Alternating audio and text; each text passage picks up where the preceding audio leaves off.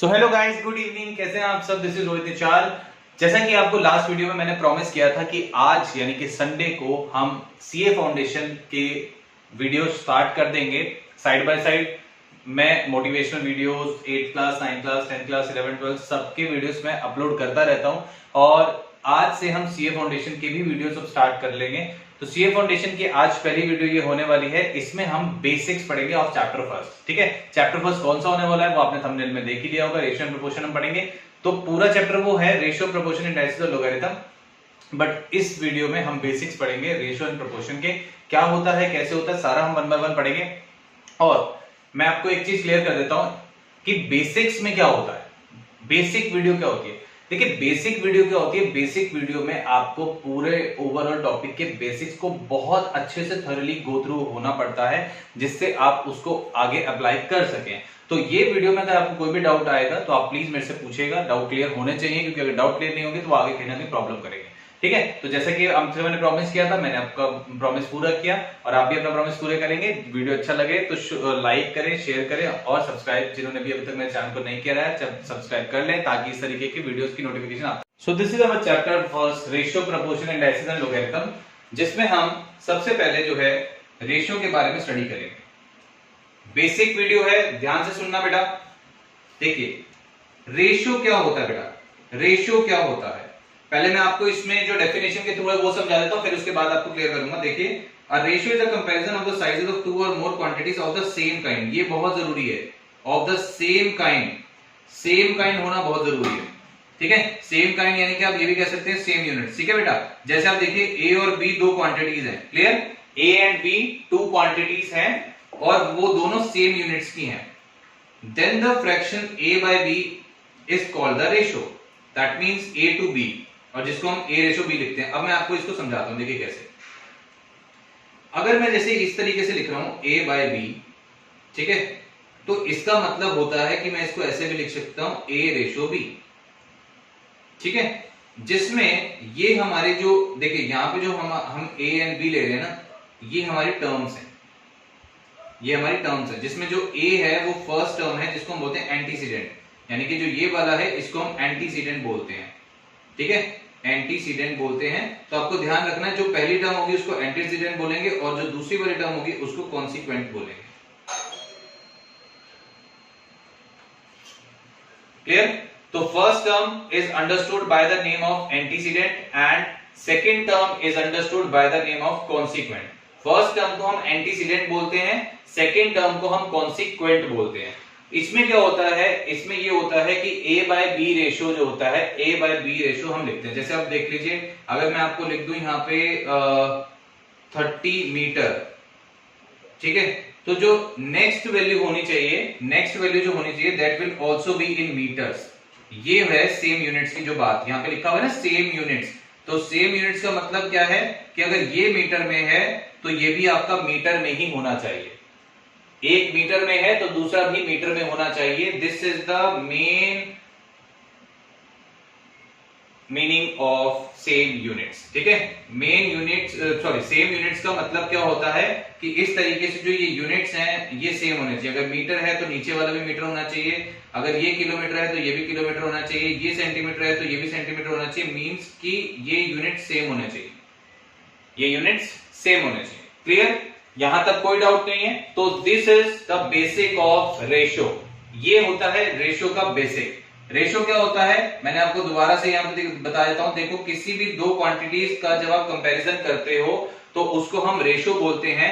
जैसे a by B. अच्छा, एक और बात, इसको देखो, कभी कभी बुक्स में ऐसे भी लिखा होगा, a बाय बी ऐसे लिखा होगा, या a बाय बी ऐसे भी लिखा होगा, या a रेशियो बी। तो ये सब जो है रिप्रेजेंटेशन की बात होती है, हम कैसे भी दिखा सकते हैं। इसमें आपको पहली टर्म को जो है एंटीसीडेंट कहा जाता है और जो दूसरी टर्म होती है उसको कॉन्सिक्वेंट कहा जाता है। This is the basic of ratio. अभी हमने पढ़ा, एक्चुअली जो ये चैप्टर है, ये पूरा फर्स्ट चैप्टर जो है रेशियो, प्रोपोर्शन, इंडाइसिस और लोगरिथम पे है। बट अभी हम जो इसमें बेसिक्स करेंगे आज, रेशियो एंड प्रोपोर्शन के करेंगे। फिर रेशियो एंड प्रोपोर्शन के नेक्स्ट वीडियो में मैं आपको क्वेश्चंस कराऊंगा। जब आप रेशियो प्रोपोर्शन अच्छे से कर लेंगे फिर हम चलेंगे इंडाइसिस पे और फिर चलेंगे लोगरिथम पे। ठीक है जी, क्लियर। नेक्स्ट, अब आगे चलते हैं। वन बाय वन बेसिक जो है उसको हम अंडरस्टूड करेंगे कि इसमें क्या है क्या नहीं। ठीक है, वन बाय वन चलिए स्टार्ट करते हैं बेटा। both terms of a ratio can be multiplied or divided by the same number। मैं आपको देखो बताता हूं क्या बोल रही है। जैसे आप देखिए एक ये आपका रेशियो हो गया, ठीक है। आप इस रेशियो को अगर आप करना चाहो तो दोनों ऊपर न्यूमरेटर और डिनोमिनेटर को सेम नंबर से मल्टीप्लाई कर सकते हैं, ठीक है। तो उस पर कोई फर्क नहीं पड़ेगा। क्लियर। अगर आपको डिवाइड करना है तो आप किसी भी सेम नंबर से डिवाइड भी कर सकते हैं। क्लियर। जो आपका इस तरीके से a डिवाइड बाय 3 और b डिवाइड बाय 3 बन जाएगा। हमेशा आप एक और चीज इसका बेसिक ध्यान रखेंगे कि जो भी रेशियो आप लेंगे उसको हमेशा लोवेस्ट टर्म में या सिंपलेस्ट फॉर्म में रखना है। अब ये लोवेस्ट टर्म और सिंपलेस्ट फॉर्म क्या होती है ये भी मैं आपको बताता हूं, देखिए ध्यान से सुनिएगा। जैसे अगर मेरे पास आंसर आ रहा है 40/30, क्लियर। तो इसकी लोवेस्ट टर्म क्या हो गई कि जितना आप इसको कट कर सकते हो आप कट कर दीजिए, तो योर आंसर इज 4/3। जैसे अगर मेरा आंसर आ रहा है 12/18, तो मैं इसको लोवेस्ट टर्म में क्या करूंगा, 6 2 12 and 6 3 18, so my answer is 2:3। सो ये होता है लोवेस्ट फॉर्म या सिंपलेस्ट फॉर्म, ठीक है। Next, ratio exist only between quantities of the same kind. मैंने अभी आपको बताया सेम काइंड की क्वांटिटीज में ही रेशियो एग्जिस्ट करता है। Next, quantities to be compared by division must lie in the same units. कहने का वही बात है, चाहे आप मल्टीप्लिकेशन लो चाहे आप डिवीजन लो, कहने का मतलब वही है, मल्टीप्लिकेशन लो या डिवीजन लो सबके यूनिट सेम होने चाहिए, unit should be same. So this is the basic of ratio. I think सबको क्लियर हो गया होगा, इसमें कोई डाउट नहीं है, बहुत सिंपल सी लैंग्वेज में मैंने आपको समझा दिया है। अब नेक्स्ट आगे चल रहे हैं, हम देखिए यहां पे आती है मेन बात। अभी देखिएगा जब हम क्वेश्चंस करेंगे नेक्स्ट वीडियो में तो यहां से बहुत सारे क्वेश्चंस आपको मिलेंगे, इस टॉपिक से आपको बहुत सारे क्वेश्चंस मिलेंगे और मैं इस टॉपिक को बहुत सिंपल वे में आपको समझा रहा हूं कि कैसे आपको ध्यान रखना है। देखिए सबसे पहले इनवर्स रेशियो की बात होती है। इनवर्स रेशियो क्या होता है, जैसे आप देखिए इनवर्स रेशियो क्या है, अगर a/b रेशियो है तो इसका इनवर्स हो जाएगा b/a, बस ये है फर्क। जैसे c रेशियो d ले रहा हूं तो इसका इनवर्स क्या हो जाएगा बेटा, d रेशियो c, ठीक है। और हमेशा ध्यान रखना कि अगर किसी भी इनवर्स को आप प्रोडक्ट करते हो हमेशा 1 आता है। कैसे, देखिए a/b हो गया, अब इसका इनवर्स अगर आप मल्टीप्लाई करेंगे b/a तो ये और ये कैंसिल हो गया, ये और ये कैंसिल हो गया, आपका आंसर क्या आ गया 1। तो ये आपका जो है आप डायरेक्ट इसको मतलब ये प्रॉपर्टी समझ लो, प्रॉपर्टी की देखो ये सॉल्व करने का इतना तो टाइम है नहीं पेपर में, ठीक है। तो बेसिक्स आप ध्यान रखिए, इनवर्स का जब भी आप प्रोडक्ट करेंगे तो आंसर 1 आना चाहिए। और किसी का भी इनवर्स आपको निकालना है तो कैसे निकालेंगे, अगर a रेशियो c है तो c रेशियो a उसका उल्टा कर देंगे, तो यानी कि वाइस वर्सा आप कर दो उसका, तो वो उसका इनवर्स रेशियो हो जाएगा। क्लियर। नेक्स्ट,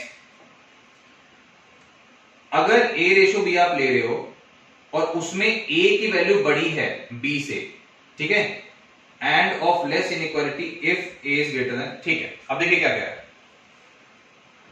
अगर a बड़ा है, ठीक है, तो जो a/b रेशियो होगा वो ग्रेटर इनइक्वालिटी का होगा, और अगर b बड़ा है तो जो a/b होगा वो लेसर इनइक्वालिटी का होगा, ठीक है। क्लियर, बहुत सिंपल है। अब 1 बाय 1 जो क्वेश्चंस आते हैं वो देखो कहां से आते हैं। इस टॉपिक में क्वेश्चन पता कहां से आता है, मैं आपको बताता हूं। इनवर्स रेशियो, कंपाउंड रेशियो, सब duplicate ratio, duplicate ratio, triplicate ratio, सब ट्रिप्लीकेट रेशियो, इस टाइप के क्वेश्चन बहुत आते हैं। आप देखना जो मैं क्वेश्चन कराऊंगा उसमें बहुत सारे क्वेश्चन नहीं मिलेंगे।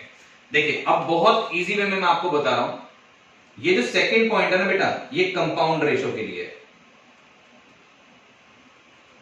अब कंपाउंड रेशियो कैसे निकालते हैं, देखो जैसे मेरे पास a रेशियो b है और c रेशियो d है। कंपाउंड रेशियो में क्या करेंगे, पहले वाले को पहले से मल्टीप्लाई कर देंगे, फिर रेशियो दूसरे वाले को दूसरे से कर देंगे, ठीक है। पहले वाले को पहले से किया तो देखो ac आया, फिर रेशियो दूसरे वाले को दूसरे से किया तो bd आया, ठीक है। इस तरीके से ये नहीं है कि सिर्फ 2 ही टर्म्स का क्वेश्चन आएगा, आपके पास एक और टर्म हो सकती थी a ratio b, c ratio d और e रेशियो f। तो हम क्या करते, फर्स्ट वैल्यूज को मल्टीप्लाई कर देते, a c e, फिर ratio b d e। Clear. तो कहने का मतलब फर्स्ट वाले फर्स्ट से, कंपाउंड का मतलब फर्स्ट वाले फर्स्ट से, कंपाउंड का मतलब जोड़ना, ठीक है। जो 2 3 दिए हैं उसको जोड़ो, फर्स्ट वाले को फर्स्ट के साथ, सेकंड वाले को सेकंड के साथ, ठीक है। नेक्स्ट, अब नेक्स्ट देखो डुप्लीकेट रेशियो क्या होता है। डुप्लीकेट रेशियो का मतलब बहुत सिंपल सा है, डुप्लीकेट रेशियो का बहुत सिंपल सा है। इसका मतलब क्या है कि आपको उसका स्क्वायर कर देना है। जैसे a रेशियो b है, इसका स्क्वायर कर दो, ये इसका डुप्लीकेट रेशियो हो गया। ट्रिप्लीकेट रेशियो का मतलब आप देखो ट्रिप्लीकेट, ट्रिप्लीकेट का मतलब इसका आपको ट्रिपल कर देना है।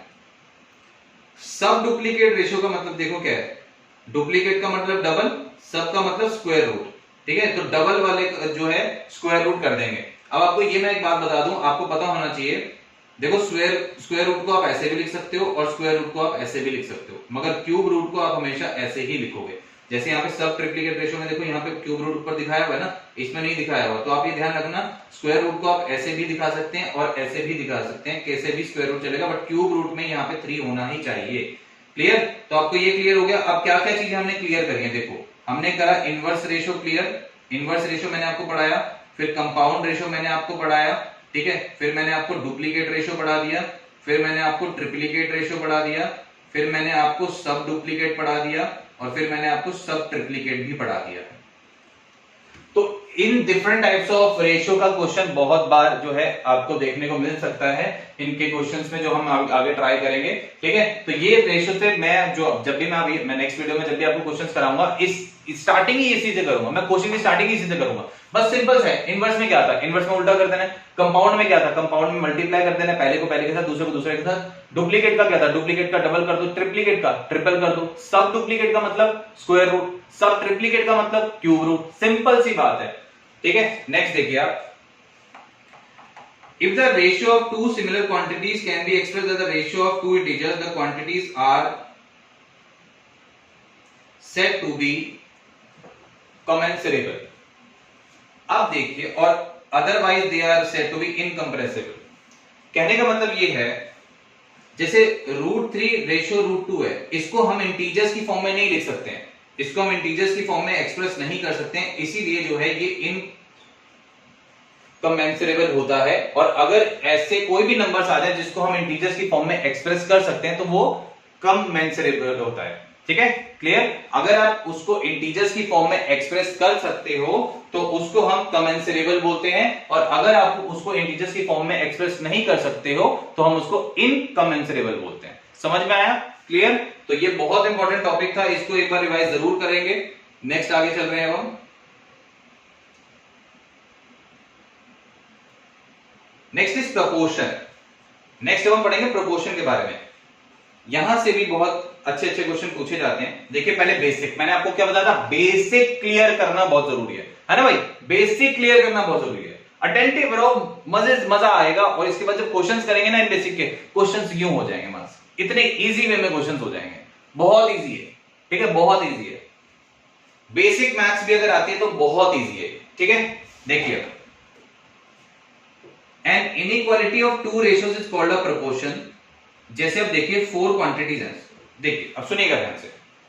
N equality of two ratios is called a proportion. कैसे?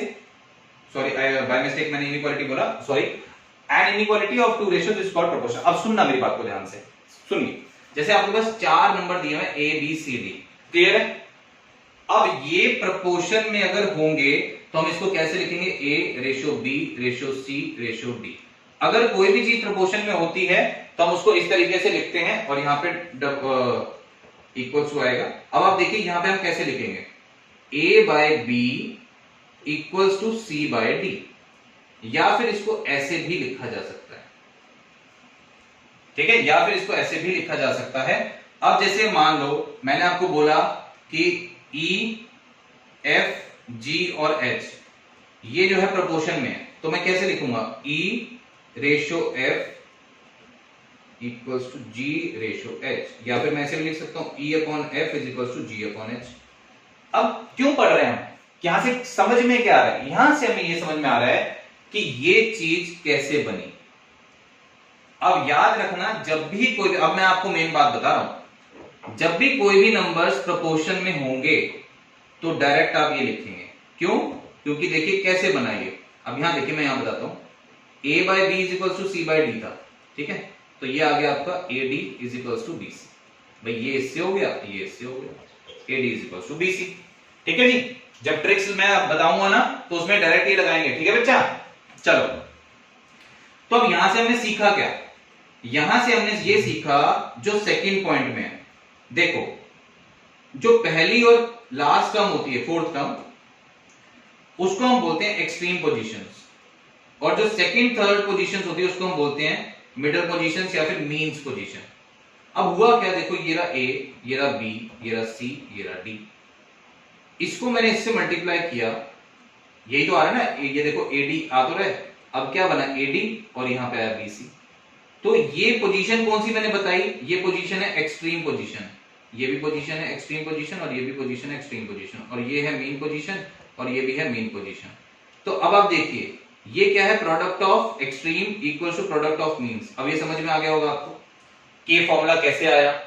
तो अब आपको वहां पे जब क्वेश्चन बोला होगा ना कि यूज करिए प्रोडक्ट ऑफ एक्सट्रीम और प्रोडक्ट ऑफ मीन्स, तो आपको हमेशा याद रखना है प्रोडक्ट ऑफ एक्सट्रीम बोल रहा होगा तो पहली टर्म और फोर्थ टर्म, और प्रोडक्ट ऑफ मीन पूछ रहा होगा तो सेकंड टर्म और थर्ड टर्म, ये लेना है आपको। तो अभी इस पूरे में हमने सिर्फ एक फॉर्मूला सीखा है, AD is equals to BC। Product of extreme क्या होता है, प्रोडक्ट ऑफ मीन्स क्या होता है, वो भी मैंने आपको बता दिया। ठीक है, नेक्स्ट अब आगे चल रहे हैं। अब देखिए, अब हमारे पास चार हम क्वांटिटीज या चार अल्फाबेट्स ना हो के अगर हमारे पास तीन हो, इस तरीके से देखिए ABC, ठीक, और बोला जाए कि ये कंटिन्यूअस प्रोपोर्शन में है, ये कंटिन्यूअस प्रोपोर्शन में है, तो इसमें हम क्या करेंगे, कंटिन्यूअस प्रोपोर्शन में इसको कंटिन्यूटी मेंटेन रखने के लिए हम लिखते हैं A/B is equals to B/C, हमेशा ध्यान रखना। तो अब हमारे पास क्या होगा, यहां मैंने लिखा A/B is equals to B/C। अब देखिए ये AC और मल्टीप्लाई हो गया, ये B के साथ B मल्टीप्लाई हो गया, तो B दो बार हुआ इक्वल्स टू AC के बराबर, ये आ गया B² is equals to AC। अब ये फॉर्मूला लिख लेना हमें कब यूज करना है, जब हमारे पास तीन क्वांटिटीज होंगी, और जब हमारे पास चार क्वांटिटीज होंगी तो हमें ये यूज करना है। ठीक है जी, क्लियर। नेक्स्ट अब आता है मेन बात, सुनिएगा, इस पे क्वेश्चन भी मेरे वर्कशीट में है जो मैं आपको नेक्स्ट वीडियो में दूंगा। मीन प्रोपोर्शनल क्या होता है, मीन प्रोपोर्शनल होता है कि जब हम फर्स्ट पोजीशन और लास्ट पोजीशन को मल्टीप्लाई करते हैं तीन टर्म्स में, जैसे तीन टर्म्स है ना A/B is equals to B/C, तो जब हम इसको और इसको मल्टीप्लाई करते हैं that is known as mean proportional. A को बोलते हैं फर्स्ट प्रोपोर्शनल, C को बोलते हैं थर्ड प्रोपोर्शनल। याद रखना है ये चीजें, ठीक है, इस पे क्वेश्चन मैं दूंगा। ठीक है, B को बोलते हैं मिडिल टर्म। अब ये देखो क्या क्या चीजें हैं, एक तो मिडिल टर्म याद रखनी है जो बीच में ये मिडिल टर्म। ठीक है, मीन प्रोपोर्शनल क्या होता है, ये और ये मल्टीप्लाई, इसको बोलते हैं फर्स्ट प्रोपोर्शनल, इसको बोलते हैं थर्ड प्रोपोर्शनल, क्योंकि फर्स्ट नंबर का आ रहा है तो फर्स्ट प्रोपोर्शनल, थर्ड नंबर का आ रहा है तो थर्ड प्रोपोर्शनल, क्योंकि तीन तो क्वांटिटीज हैं इसलिए। नेक्स्ट है in a ratio at A/B both quantities must be of the same kind while in proportion A/B is equals to C/D are all the four quantities need not to be of the same time। अब यहां पे आपका MCQ आ सकता है, यहां पे आपका एक MCQ आ सकता है कि अगर आप रेशियो की बात कर रहे हो, भाई रेशियो की अगर आप बात कर रहे हो जैसे A/B रेशियो के अंदर आप बात कर रहे हो, तो हमने क्या पढ़ा था कि ये दोनों सेम क्वांटिटीज में होनी चाहिए। मगर वही चीज अगर आप प्रोपोर्शन में बात करोगे तो प्रोपोर्शन में जरूरी नहीं है कि चारों की चारों क्वांटिटीज सेम टाइम की हो। ठीक है, तो ये एमसीक्यू में आ सकता है। हमारे को थोड़ी कंफ्यूजन रहती है कि हम लिख देते हैं रेशियो में है तो भाई प्रोपोर्शन में भी होगा, ऐसा नहीं है। रेशियो में सेम काइंड सेम यूनिट्स होने चाहिए, बट प्रोपोर्शन में जरूरी नहीं है चार यूनिट्स जो है वो चारों के चारों सेम टाइप के होंगे, तो ये जरूरी नहीं है। नेक्स्ट आगे प्रॉपर्टीज जो हम डिस्कस करेंगे वन बाय वन। देखिए ये प्रॉपर्टी तो अभी आप करके आए ऊपर से, भाई A/B is equal to C/D। अब ये इधर मल्टीप्लाई हो गया, ये इधर मल्टीप्लाई हो गया, इसको क्रॉस मल्टीप्लिकेशन बोलते हैं। जब आपका इनवर्ट एंडो हो जाएगा, इनवर्ट एंडो का मतलब इनवर्स करना है। देखिए कैसे, अब अगर आपके पास A/B is equal to C/D आ रहा है तो आप इनवर्ट एंडो करोगे तो ये क्या हो जाएगा, B/A equal to D/C। These all are the properties of proportion that are used in various type of questions that we will use in the part 2 in various questions that we will discuss later on. Next, alternando। alternando का मतलब देखिए क्या है, alternando का मतलब क्या है, alternate कर दो। कैसे, जैसे A/B is equals to C/D है, ठीक है, आप C को इधर ले आओ और B को उधर ले जाओ, तो this is known as alternando। ये alternando होता है। कॉम्पोनेंडो क्या होता है, कॉम्पोनेंडो का मतलब है आपको प्लस करना है न्यूमरेटर में। कैसे, देखिए अगर A/B is equal to C/D है तो कॉम्पोनेंडो क्या हो जाएगा, जो ये वाला जो न्यूमरेटर और ये वाला जो न्यूमरेटर है इसमें बस आपको ऐड करना है। कैसे, A plus B numerator add होगा, न्यूमरेटर और डिनोमिनेटर ऐड होगा, upon B as it is रहेगा, डिनोमिनेटर में कोई चेंज नहीं आएगा, यहाँ पे C plus D upon D। Dividendo में क्या होगा, डिविडेंडो में यही चीज माइनस हो जाएगी। आप ये देखो डिविडेंडो में यही चीज माइनस हो जाएगी, यहाँ पे आ जाएगा A माइनस B, ठीक है, A minus B upon B, और इधर आ जाएगा C minus D upon D। ठीक है, क्लियर। अब नेक्स्ट, अगर कॉम्पोनेंटो एंड डिविडेंडो दोनों लगाओ तो हमें क्या करना पड़ेगा, देखो ये देखो ये कॉम्पोनेंटो एंड डिविडेंडो है, ठीक है, इसको मैं ऊपर रखता हूं, अगर इसको नीचे रखता हूं तो क्या आएगा answer, a plus B upon A minus B, C plus D upon C minus B. इसलिए मैं आपको इसके लिए एक और तरीका बताता हूं। जब भी जैसे आप ये देखिए यहाँ पे क्या है, a by B is equal to C by D. जब भी आपको कॉम्पोनेंटो एंड डिविडेंडो दोनों लगाना हो तो आप क्या करिए, न्यूमरेटर डिनोमिनेटर में एक बार ऐड कर दीजिए, फिर नीचे उसको माइनस कर दो, इसी तरीके से यहाँ पे एक बार प्लस कर दो और नीचे डिनोमिनेटर में उसको माइनस कर दो। बड़ा सिंपल सा, ठीक है। नेक्स्ट, अब आप देखिए नेक्स्ट, जैसे अब यहां पे लिखा हुआ है भाई a by b is equals to c by d is equals to e by f and so on continuous, चलता जा रहा है। तो वो कह रहा है कि अगर आप न्यूमरेटर्स ऐड कर दोगे सारे, ठीक है, अगर आप सारे के सारे न्यूमरेटर्स को ऐड कर दोगे like a plus c plus e plus dash dash dash dash upon b plus d plus f plus dash dash dash, तो इस तरीके से भी जो है हम इसको रिप्रेजेंट कर सकते हैं। तो ये कुछ प्रॉपर्टीज थी जो हमने डिस्कस करी। तो ये था हमारा रेशियो एंड प्रोपोर्शन का बेसिक वीडियो, जिसमें आई थिंक सारे आपको बेसिक क्लियर हुए होंगे। अगर आपको बेसिक कोई भी क्लियर नहीं हुआ आप बता दीजिएगा, पार्ट 2 में मैं आपको क्लियर फिर से कर दूंगा, ताकि मुझे पता लग जाएगा कि इस वीडियो में आपको क्या क्लियर नहीं हुआ, मैं आपको पार्ट 2 में फिर से क्लियर कर दूंगा, ठीक है। क्लियर, पार्ट 2 में अब देखिए पार्ट 2 में हम क्या करने वाले, पार्ट 2 में हम इन्हीं टॉपिक से क्वेश्चंस करेंगे, ट्रिक्स अगर होगी तो ट्रिक्स अप्लाई करेंगे, ठीक है। वैसे तो मोस्टली हमारा जो ये सीए फाउंडेशन का जो भी मैं आपको कराऊंगा ट्रिक्स पे ही चलेगा, क्योंकि लॉन्ग मेथड तो चलते ही नहीं है, इतना टाइम थोड़ी है, टाइम हमारे पास लिमिटेड है, उस टाइम में हमारे को मैक्सिमम आउटपुट और मैक्सिमम क्वेश्चंस ट्राई करने हैं। तो अगर ये वीडियो आपको अच्छा लगा हो तो इसको लाइक करें, शेयर करें, और जिन्होंने भी अभी तक मेरे चैनल को सब्सक्राइब नहीं किया है चैनल को सब्सक्राइब कर लें, ताकि इस तरीके की नोटिफिकेशन इस वीडियो की, इस तरीके की वीडियोस की आपको मिलती रहेगी और हम इस तरीके से इंटरेक्ट रहेंगे। तो फिर से मिलेंगे बहुत जल्द, पार्ट 2 में आपके साथ मैं आऊंगा, ठीक है।